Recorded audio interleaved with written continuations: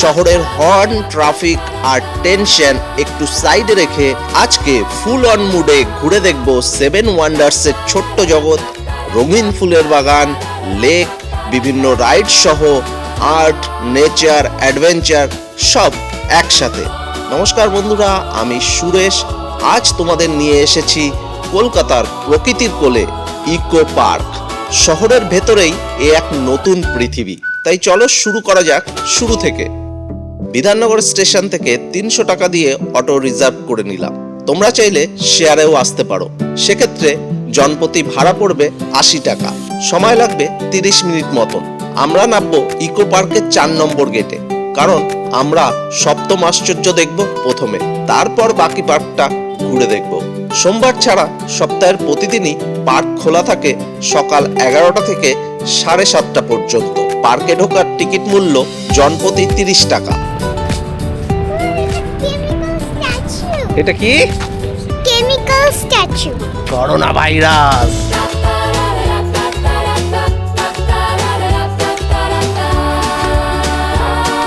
কোথায় এসেছি আমরা? Eco park. আর এবার মা টিকিট কাটছে সপ্তম আশ্চর্য দেখার জন্য। সপ্তম আশ্চর্য দেখতে আলাদা করে জনপ্রতি 30 টাকা দিয়ে টিকিট কাটতে হবে। ইকো পার্কের সবচেয়ে আকর্ষণীয় অংশ হলো সেভেন ওয়ান্ডার্সের রেপ্লিকা। এখানে ঢুকে প্রথমেই চোখে পড়বে মিশরের রহস্যময় পিরামিড।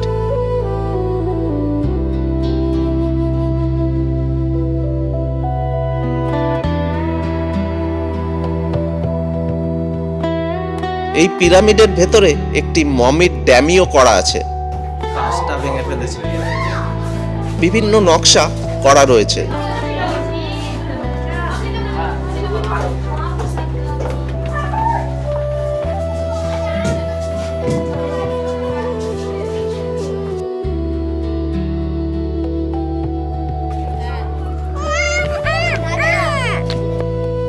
এখানে ছোট্ট ফিনিক্সের রেপ্লিকাও করা আছে।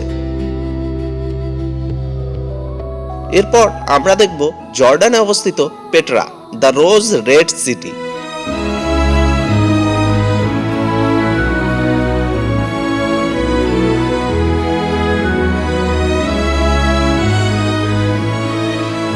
এটি মূলত পাহাড় কেটে বানানো একটি শহর।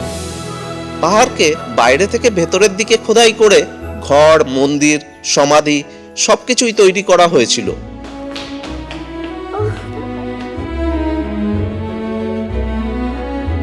পুরো শহরই লালচে গোলাপি বালি পাথরে খোদাই করা, তাই এটিকে বলা হয় দ্য রোজ রেড সিটি। খুব সুন্দরভাবে ইকো পার্কে সেটি তুলে ধরা হয়েছে।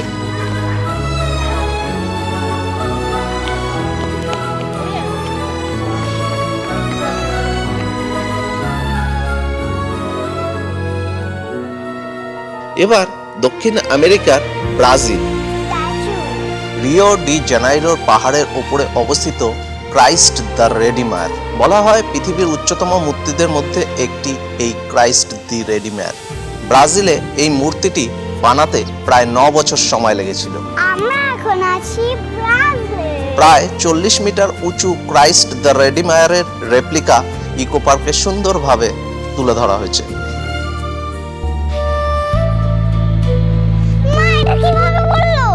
চিলির ইস্টার আইল্যান্ডে অবস্থিত বিশাল পাথরের মূর্তি, এগুলোকে বলা হয় মোয়াই। মোয়াইয়ের এই মূর্তিগুলো কারা বানিয়েছিল বা কেনই বানিয়েছিল সেটা এখনো রহস্য। বলা হয় এগুলো দ্বীপের পূর্বপুরুষ বা নেতা যারা জাতিকে রক্ষা করত। সেই মোয়াইয়ের রেপ্লিকা এখানে খুব সুন্দরভাবে তুলে ধরা হয়েছে।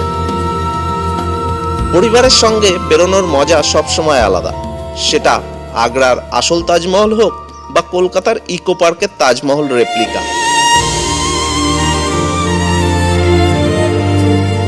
তাজমহল রেপ্লিকা সত্যিই নজর কাড়া। দূর থেকে মনে হবে আসল আগ্রার সেই প্রেমের স্মৃতিস্তম্ভ।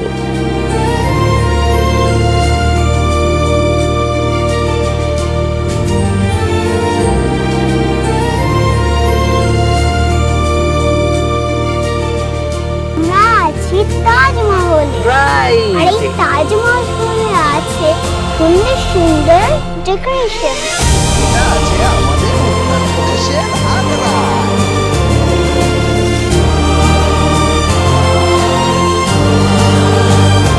এটা হলো বিশ্বের দীর্ঘতম মানব নির্মিত স্থাপনা, গ্রেট ওয়াল অফ চায়না।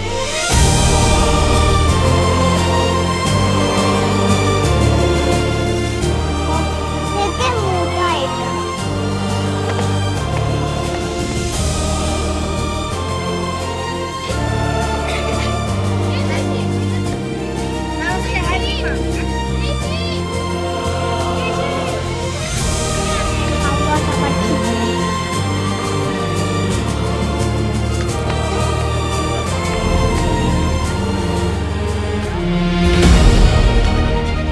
এবার ইতালির ঐতিহাসিক কলোজিয়াম।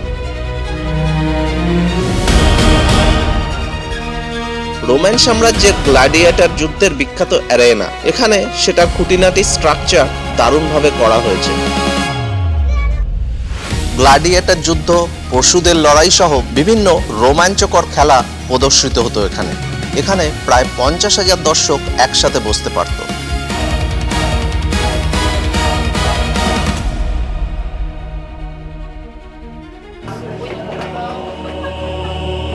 হ্যালো।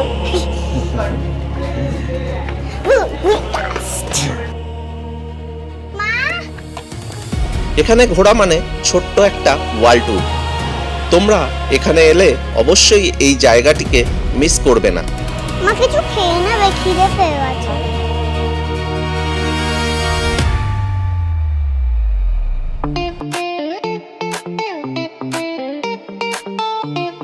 তোমরা যদি বাড়ি থেকে খাবার নিয়ে এসে এখানে বসে খাওয়া দাওয়া করতে চাও, পরিষ্কার পরিচ্ছন্নতা বজায় রেখে সেটা কিন্তু এখানে করতেই পারো।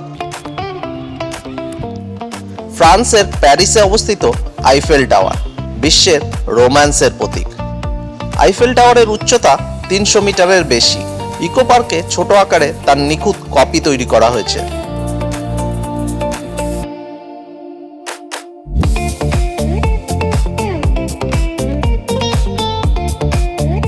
আইফেল টাওয়ারে লিফটের ব্যবস্থা রয়েছে।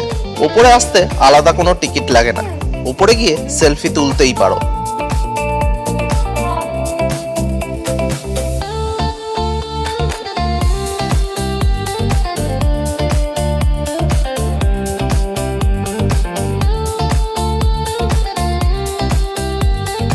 যারা গাড়ি নিয়ে আসছো তারা কিন্তু আইফেল টাওয়ারের সামনে এই 6 নম্বর গেটে গাড়ি পার্ক করতে পারবে। 2 চাকার ক্ষেত্রে পার্কিং চার্জ 20 টাকা আর 4 চাকার ক্ষেত্রে 50 টাকা। ইকো পার্কের বিভিন্ন গেটেই কিন্তু পার্কিং এর সুব্যবস্থা রয়েছে।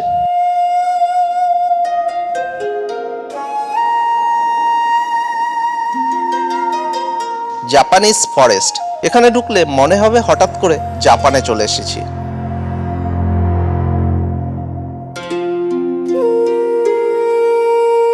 বাঁশবাগান, কাঠের ব্রিজ, সারি সারি তাল গাছ, সব মিলিয়ে একটা আলাদা শান্ত পরিবেশ।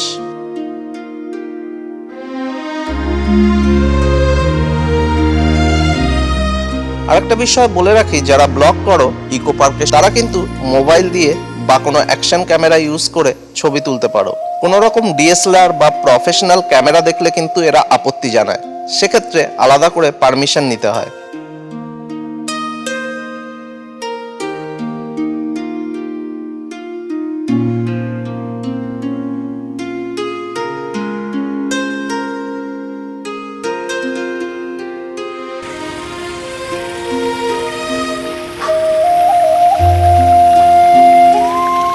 ইকো পার্কের আয়তন প্রায় 480 একর। এটা ভারতের অন্যতম বড় ইকো ট্যুরিজম পার্ক। পার্কের মূল কনসেপ্ট ছিল ম্যান অ্যান্ড নেচার টুগেদার, মানে মানুষ ও প্রকৃতি একসঙ্গে থাকবে।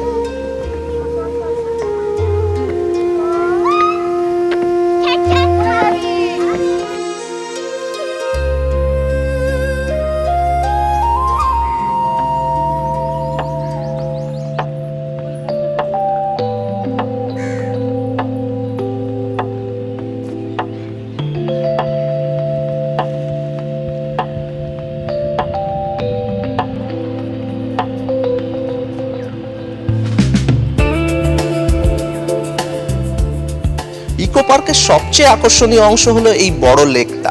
এই লেকের ধারে তোমরা পেয়ে যাবে বেশ কিছু রেস্টুরেন্ট, আর আছে বেশ কিছু ওয়াটার অ্যাক্টিভিটিস করার ব্যবস্থা।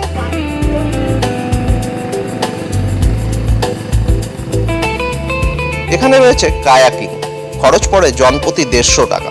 30 মিনিটের জন্য বোর্ড নিয়ে এই অ্যাডভেঞ্চার ফানটি করতেই পারো।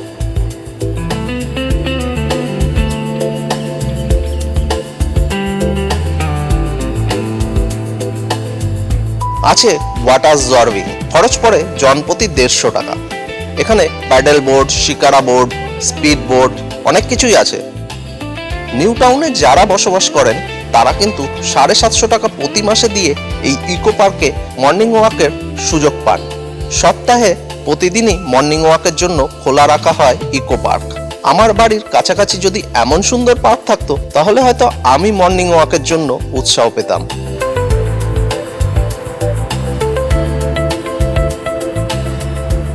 এখানে আছে ডুও সাইক্লিং এর ব্যবস্থা। 30 মিনিটের জন্য 150 টাকা খরচ পড়ে। এত বড় এই পার্কে সাইকেল চালিয়ে অনেকটাই ঘুরে নেওয়া যেতে পারে। পেছনের সিটে যে চাপবে সে সাইকেল চালাতে না জানলেও কোনো অসুবিধা হয় না।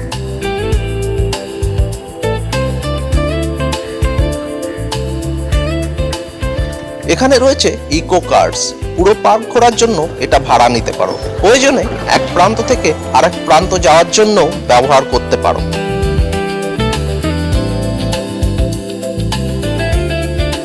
এখানে আছে রোজ গার্ডেন। গোলাপের সিজনের সময় এই বাগানে প্রায় 96 ধরনের গোলাপ ফুল দেখা যায়।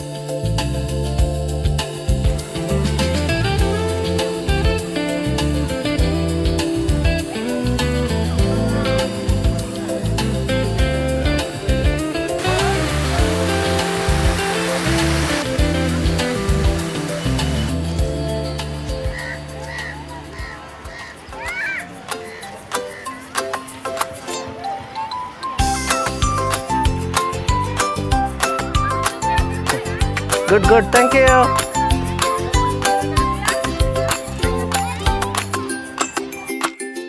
দিনে কয়েক হাজার ভিজিটার আসে এখানে। এখানে বিভিন্ন রঙের বিভিন্ন ডিজাইনের রিমোট কন্ট্রোল কার আছে।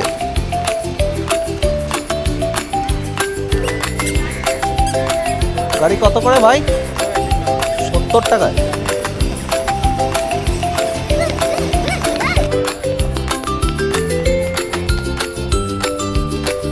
চলে এসেছি আমরা বাটারফ্লাই গার্ডেনে।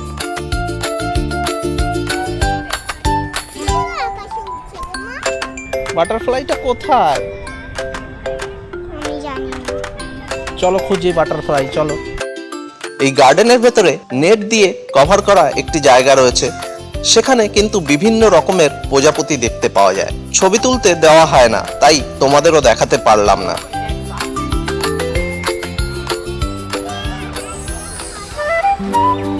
Mask garden. এখানে উত্তরবঙ্গ থেকে দক্ষিণবঙ্গ পর্যন্ত নানা জেলার ব্যবহৃত মুখোশ, পাশাপাশি ভারতের বিভিন্ন রাজ্যের মুখোশও প্রদর্শিত হয়েছে। এই মুখোশগুলি বহন করে প্রাচীন গল্প, ইতিহাস আর নানা সংস্কৃতির স্মৃতি।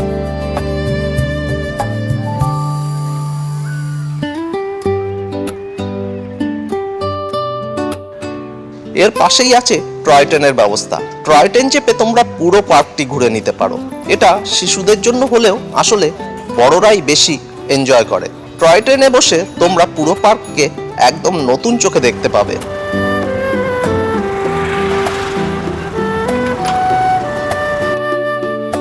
এখানে ঘুম স্টেশনের একটি রেপ্লিকাও বানানো হয়েছে। চাইলে 10 টাকা দিয়ে এর ভেতরে গিয়ে ছবি তোলা যায়।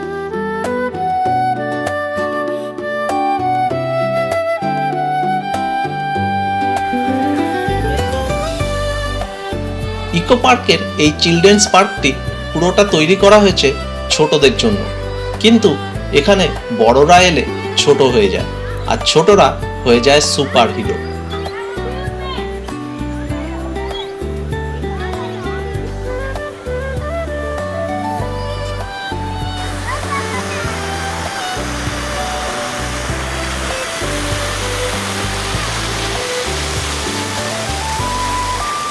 যারা ছবি তুলতে ভালোবাসো বা রিলস বানাতে ভালোবাসো তাদের জন্য কিন্তু ইকো পার্কে লোকেশনের অভাব হবে না। চারিদিকে এত সুন্দর জায়গা রয়েছে যে খুব সুন্দর সুন্দর রিলস তোমরা কিন্তু এখানে এসে বানিয়ে ফেলতে পারো।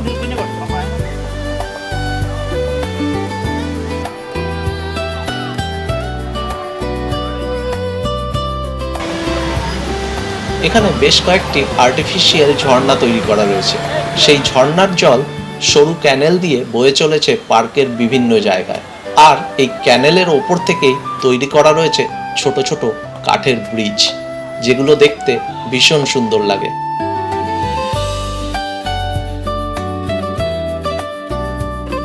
পার্কের লেক সহ বিভিন্ন জায়গায় কিন্তু মিউজিক্যাল ফাউন্টেন করা রয়েছে। সন্ধ্যাবেলায় এই মিউজিক্যাল ফাউন্টেনগুলো তোমরা কিন্তু এনজয় করতে পারবে।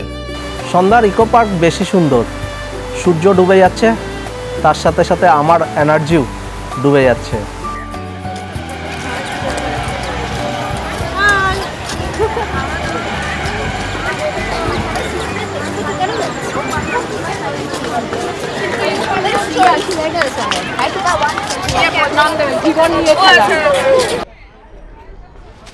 হ্যালিকোনা গার্ডেন, চলো চলো চলো চলো, এদিকে এদিকে এদিকে এদিকে এদিকে। বাংলার ইতিহাস উদ্যান, বৈদিক যুগ, মুঘল স্থাপত্য, নবাবী বিপ্লব, ব্রিটিশ বিরোধী আন্দোলন আর সেই সব অধ্যায়ের স্মৃতি একদম ওপেন এয়ার মিউজিয়ামের মতন সাজানো আছে এই উদ্যান জুড়ে।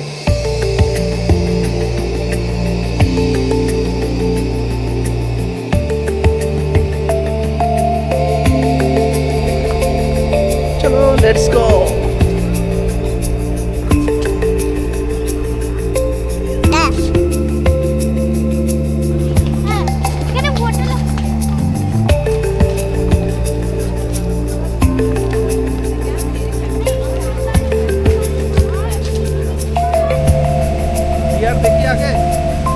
ঢুকে পড়েছি ইকো পার্কের রেন ফরেস্টে।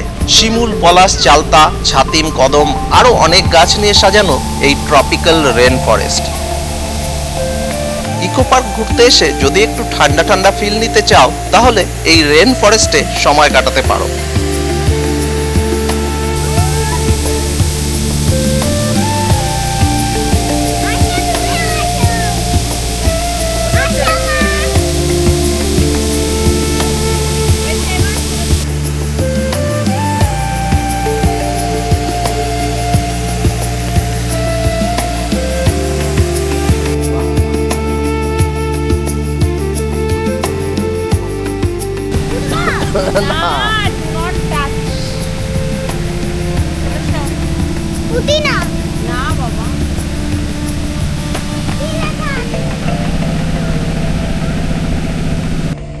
অনেক বড় এরিয়া জুড়ে বাম্বু গার্ডেন, অনেক রকমের বাঁশ, জানি না এই বাঁশগুলোকে কি বাঁশ বলে।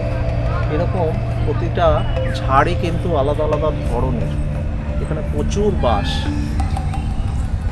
কোলে উঠে পড়েছে পুপু, আর পাচ্ছে না, এনার্জি শেষ হয়ে গেল এত তাড়াতাড়ি। আরে এত তাড়াতাড়ি কেন হবে? কতক্ষণ হাঁটলাম।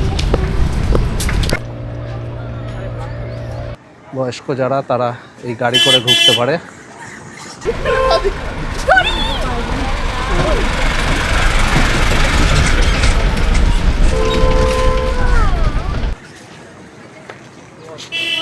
$10 করে টিকিট, গ্রাম বাংলা।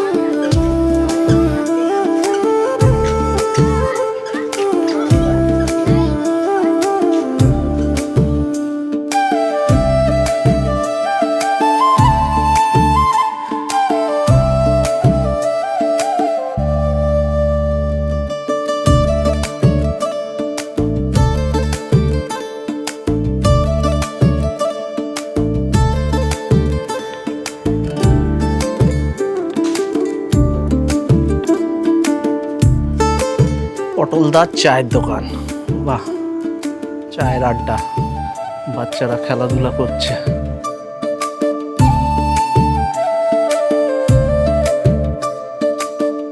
এইখানে যেমন সুন্দর করে পাঠশালায় পড়াশোনা চলছে।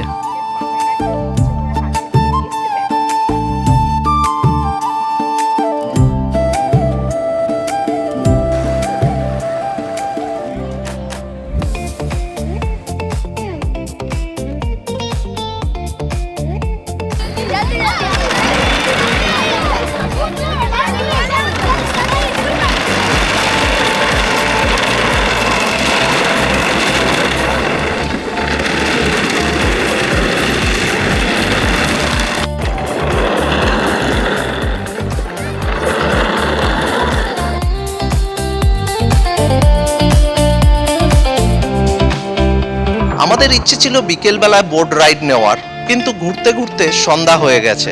ফাইনালি আমরা চলে এসেছি ডাবল ডেকার বোর্ড সান্তা মানিকাতে।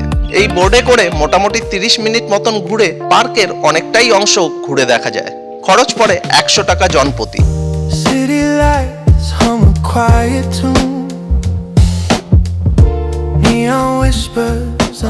এই রকম বোর্ডে চেপে যদি কেউ কোনো ইভেন্ট করতে চাও তাহলে সেটাও সম্ভব। ম্যাক্সিমাম 40 জন লোক নিয়ে 5000 টাকা প্রতি ঘন্টা দিয়ে কিন্তু এখানে স্পেশাল ইভেন্টও করা যায়।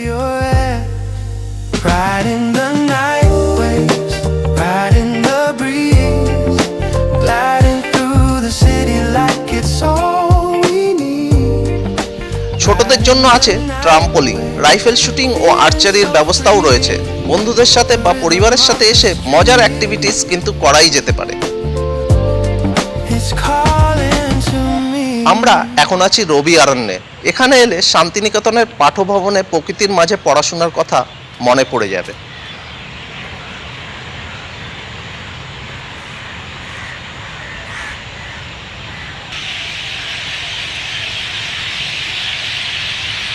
বুঝতে পারছো কত পাখি এখানে, বাপরে বাপ।